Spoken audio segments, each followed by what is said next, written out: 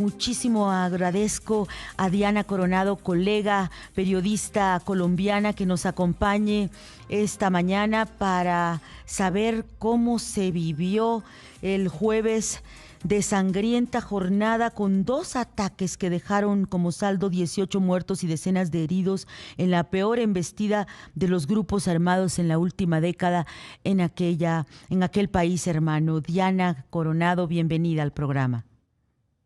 Hola, Ivo, muchísimas gracias por la invitación a tu programa. ¿Cómo se ha vivido? ¿De qué se trata? ¿Por qué se está dando esta situación? Acusa el gobierno de Petro que se trata de una escisión de las FARC que está incurriendo en terrorismo y utilizan ese término ya en el gobierno colombiano. Pues mira, Ivonne, déjame contextualizar a tu audiencia porque son dos hechos distintos de dos grupos armados que lamentablemente delinquen aquí en el país. Por un lado, o este sangriento día, ayer jueves 21 de agosto, el reporte inició hacia las 11 de la mañana, cuando nos llega el reporte del atentado a un helicóptero de la policía. En primera instancia se hablaba incluso del Clan del Golfo y de 6 policías que lamentablemente habían sido víctimas de un atentado de este grupo criminal. Al pasar de las horas, el número de policías fueron aumentando y esto era porque este helicóptero iba a recoger a unos erradicadores manuales, que son estos policías que sacan de forma manual la plantación de hoja de coca a una zona conocida como Amalfi en el departamento de Antioquia, y era porque estaban siendo hostigados. Este primer reporte del Grupo Clan del Golfo lo había dado el mismo presidente de la República, el ministro de Defensa, el general en retiro Pedro Sánchez, pero tiempo después se conoció que había sido la estructura 36 de las disidencias de alias Calarcá, un grupo que hasta hace un par de horas estaba en posible negociación con el gobierno nacional ante lo que el mismo presidente ha llamado la paz total. Tiempo después se conoció que lamentablemente el reporte aumentó a 12 policías asesinados en este punto, incluso hasta apenas las primeras horas de la madrugada de este viernes lograron rescatar los cuerpos, lograron sacar los heridos que ya fueron trasladados aquí a la capital, a Bogotá, para ser atendidos en el hospital de la Policía Nacional. Esto por un lado. No habían pasado 2 horas cuando nos llega el reporte del atentado terrorista en Cali, en Valle del Cauca. Cali ya es una ciudad principal.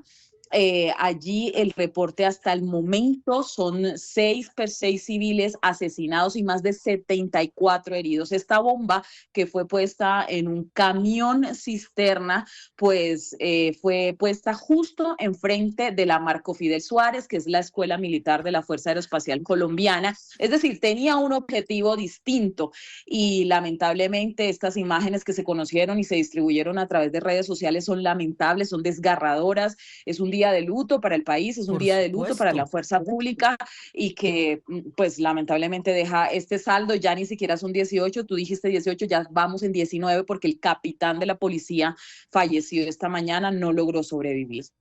¿Cuál ha sido la reacción de los altos mandos de estas instituciones ahora agredidas, Diana Coronado, colega colombiana? Pues mira, Ivonne, en un inicio incluso el ministro de Defensa no se encontraba en el país, estaba en Brasil con el comandante de la Fuerza Aeroespacial, el comandante de las fuerzas militares también estaba en Argentina, es decir, estábamos en este momento sin cúpula, el presidente estaba en el Atlántico, de inmediato se trasladó a Cali, llegó hacia las 10 de la noche, si me equivoco de horario, y pues lo que dijo el presidente en un inicio, o lo que se manejaba por los pasillos de la Casa de Nariño, era que se iba a decretar un estado de conmoción, un tema bastante álgido y delicado aquí en el país, por lo que eso implica y las decisiones que se podría tomar desde la presidencia de la República. Sin embargo, hacia la medianoche, muy cerca de las 11:30 de la noche, salió el presidente ya en Cali, ya con el ministro del Interior, y anunció lo que ya sabíamos, confirmó los 2 grupos que estaban detrás, dijo que era represalia por la toma que estaba haciendo las fuerzas militares en el cañón del Micay, en el departamento del Cauca, que ha sido un enclave criminal de estas disidencias, donde hay muchos cultivos ilícitos y donde hasta hace pocas horas el Ejército Nacional había incautado más de 1 tonelada de cocaína y más de 280.000 municiones que tenían en algunas casas. Entonces, según el presidente, era parte de la represalia esto en el departamento, esto en Cauca y lo que sucedió en Cali. Recordemos que son dos hechos distintos. Claro. Y aparte, lo de la policía, pues sí fue un hostigamiento directo, en medio de sus labores de erradicación de este grupo armado ilegal. Diana Coronado, periodista colombiana, ¿podrías esperarnos a una pausa para regresar contigo y profundizar aún más ahora sobre la reacción presidencial? Dale, Ivonne, con mucho gusto. Muchísimas gracias. Anoche, Diana Coronado, periodista colombiana, subió en su cuenta de X: al presidente Petro el país se le salió de las manos, y hoy también ha señalado en esta plataforma digital pues que uno de los responsables de uno de los ataques habría sido liberado por el propio presidente Petro meses atrás. Diana, cuéntanos por qué señalas esto. Bueno, Ivonne, en mis redes soy un poco, opino bastante, la verdad, trato de no vincularlo con el canal para el que trabajo, pero en algunas ocasiones tenemos derecho, incluso también los periodistas, creo, de opinar, y mucho más cuando somos conscientes y registramos a diario la situación del país de orden público, que hay que decirlo, es crítica, se ha agudizado, estamos volviendo a la época de los 90, cuando Pablo Escobar reinaba a través del narcotráfico. Hace menos de una semana estábamos enterrando al precandidato presidencial Miguel Uribe Turbay. En fin, la situación en el país en este momento es crítica. Esta información que yo publiqué sobre alias Calarcá es una información confirmada. Efectivamente, en el mes de julio de 2024 fue capturado por la policía, por el ejército, perdón, en ese momento, en el departamento de Antioquia, allá mismo donde sucedió lo de los policías.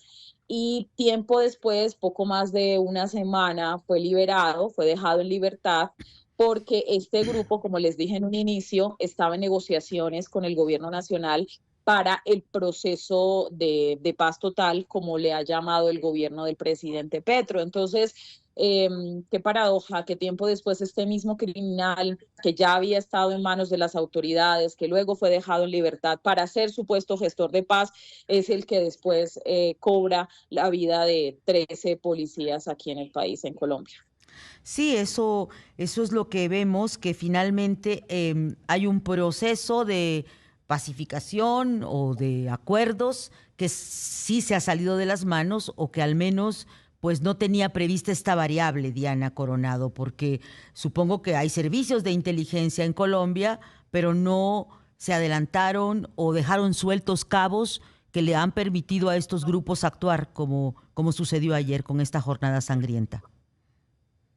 Así es decir, precisamente en este momento las autoridades desde Cali, desde Medellín, cada una desde sus distintos lugares, están asegurando que no hay inteligencia policial y militar, pero no nos gusta echarle la culpa a las fuerzas militares, porque al fin y al cabo ellos simplemente siguen las órdenes de un comandante en jefe, y en este caso es el presidente de la República.